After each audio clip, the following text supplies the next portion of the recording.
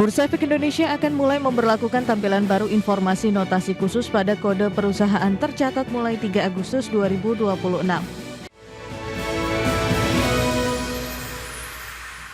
Kembali bersama kami di Market Buzz pemirsa. Bursa Efek Indonesia akan mulai memberlakukan tampilan baru informasi notasi khusus pada kode emiten mulai 3 Agustus 2026. Bursa Efek Indonesia menjelaskan bahwa notasi khusus tersebut bukan merupakan bentuk sanksi atau hukuman, melainkan informasi mengenai status aktual perusahaan berdasarkan informasi yang bersifat publik. Bursa Efek Indonesia akan mulai memberlakukan tampilan baru informasi notasi khusus pada kode perusahaan tercatat mulai 3 Agustus 2026. Bursa Efek Indonesia menjelaskan bahwa notasi khusus berupa huruf akan ditampilkan di belakang kode saham emiten yang memenuhi kondisi atau karakteristik tertentu.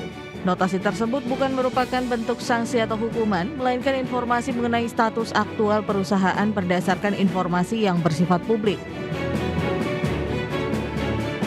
Bursa Efek Indonesia menetapkan sejumlah notasi khusus baru maupun penyesuaian terhadap notasi yang telah ada.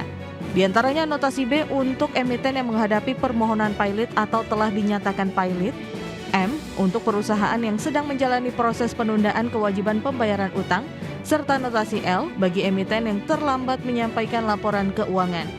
Selain itu terdapat notasi C untuk perkara hukum material, Q untuk pembatasan kegiatan usaha oleh regulator, Y bagi emiten yang belum menyelenggarakan rapat umum pemegang saham tahunan hingga 6 bulan setelah tahun buku berakhir. Ada pula notasi F, G, dan V yang menunjukkan emiten memperoleh sanksi administratif dari otoritas jasa keuangan dengan kategori pelanggaran ringan, sedang, dan berat. Bursa Efek Indonesia menegaskan satu emiten dapat memiliki lebih dari satu notasi khusus sesuai kondisi yang dihadapi. Sebagai contoh, perusahaan yang terlambat menyampaikan laporan keuangan sekaligus mengalami pembatasan kegiatan usaha akan memiliki kode saham dengan notasi L dan Q. Adapun penambahan maupun penghapusan notasi akan dilakukan berdasarkan keterbukaan informasi emiten, pengumuman bursa, informasi OJK, hingga hasil pemantauan Bursa Efek Indonesia. Berbagai sumber IDX Channel. Ya, pasar saham Indonesia memasuki periode yang dinantikan investor menjelang peninjauan ulang indeks utama dunia, salah satunya review MSCI pada Agustus 2026. CGS International Sekuritas Indonesia menyebut dua saham berpotensi keluar dari indeks MSCI, yakni PT Charon Pokphand Indonesia Tbk atau CEPIN dan PT Goto Gojek Tokopedia Tbk atau Goto. Pasar saham Indonesia memasuki periode yang dinanti investor global menjelang peninjauan ulang indeks utama dunia. Perubahan komposisi indeks MSCI dan FTSE pada Agustus dan September 2026 berpotensi memicu pergerakan besar pada sejumlah saham, terutama yang terkait dengan arus dana asing berbasis indeks. Dalam proyeksi awal CGS International Sekuritas Indonesia, peninjauan ulang MSCI Agustus 2026 yang akan diumumkan pada 13 Agustus 2026 dini hari waktu Indonesia dan mulai berlaku saat pembukaan perdagangan 1 September 2026 berpotensi mencatat sejumlah penghapusan saham Indonesia dari daftar indeks. Menurut proyeksi CGS, saham yang paling berpeluang keluar dari MSCI adalah PT Charon Pokphand Indonesia Tbk atau CPIN. Selain itu, PT Goto Gojek Tokopedia Tbk juga masuk radar. Namun peluang tersebut sangat bergantung pada keputusan MSCI terkait status pembekuan saham tersebut.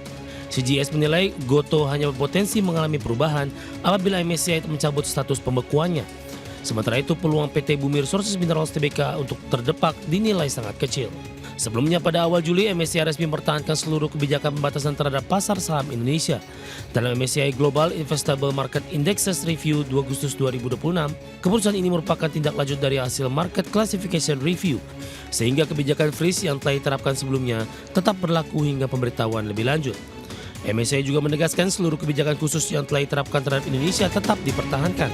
Meski demikian, status pasar saham Indonesia dipastikan masih berada pada kategori emerging markets. Berbagai sumber ada di channel. Terima kasih Anda masih bergabung bersama kami. Pemirsa, PT RMK Energi Tbk membukukan laba bersih sebesar 163,1 miliar rupiah sepanjang semester 1 tahun 2026. Ya, pertumbuhan laba bersih sebesar 86,2% ini ditopang oleh melonjaknya volume penjualan batu bara dan jasa logistik.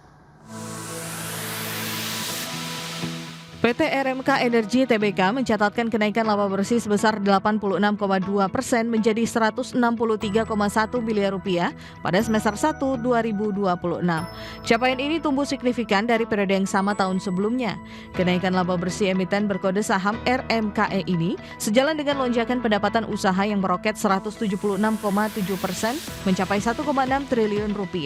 Pertumbuhan pendapatan tersebut didorong oleh kenaikan kontribusi segmen penjualan batubara sebesar 72,1% serta segmen jasa batubara sebesar 27,9%.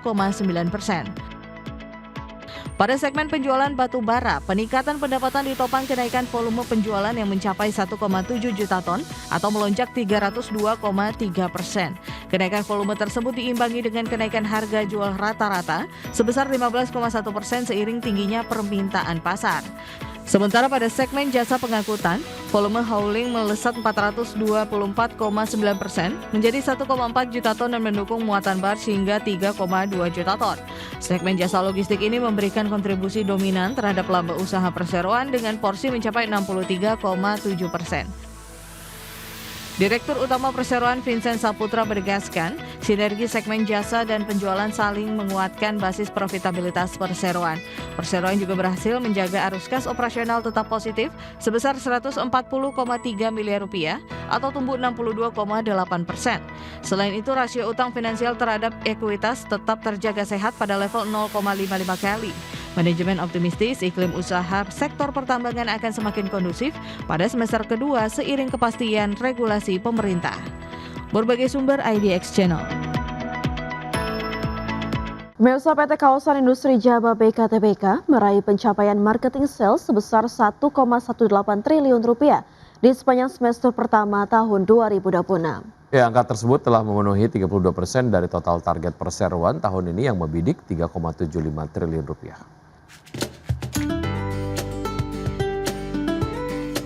PT Kawasan Industri Jababeka Tbk mencatatkan nilai marketing sales sebesar Rp1,18 triliun pada semester 1 tahun 2026. Capaian ini setara 32% dari target tahunan perseroan sebesar Rp3,75 triliun. Pencapaian pilar pengembangan lahan dan properti ini didukung oleh penjualan lahan industri di kawasan Cikarang dan Kendal. Sementara itu, perseroan optimistis permintaan berkelanjutan dari tenan industri akan terus memperkuat pendapatan berulang dari utilitas dan logistik. Penjualan lahan industri di kawasan industri Kendal menjadi penopang utama dengan menyumbang 71% dari total marketing sales semester pertama. Capaian di Kendal didorong oleh penjualan lahan seluas 7 hektar kepada produsen baterai serta 9,7 hektar pada produsen peralatan rumah tangga. Sementara itu, wilayah Cikarang dan sekitarnya berkontribusi sebesar 29% terhadap total marketing sales perseroan. Penjualan lahan di Cikarang mencakup area seluas 3 hektar kepada perusahaan tekstil serta 0,7 hektar kepada perusahaan bahan bangunan asal China. Dari sisi kinerja keuangan, perseroan membukukan pendapatan konsolidasian sebesar Rp2,43 triliun sepanjang semester 1 tahun 2026. Perolehan pendapatan tersebut terkoreksi 11% dibandingkan periode yang sama tahun sebelumnya, yang sebesar Rp2,72 triliun. Penurunan pendapatan ini turut menekan kinerja laba bersih perseroan hingga mencatatkan rugi bersih sebesar Rp6,4 miliar. Manajemen berkomitmen untuk terus mendorong ekspansi kawasan industri guna mengejar sisa target marketing sales sebesar Rp2,5 triliun di Kendal. Berbagai sumber IDX Channel.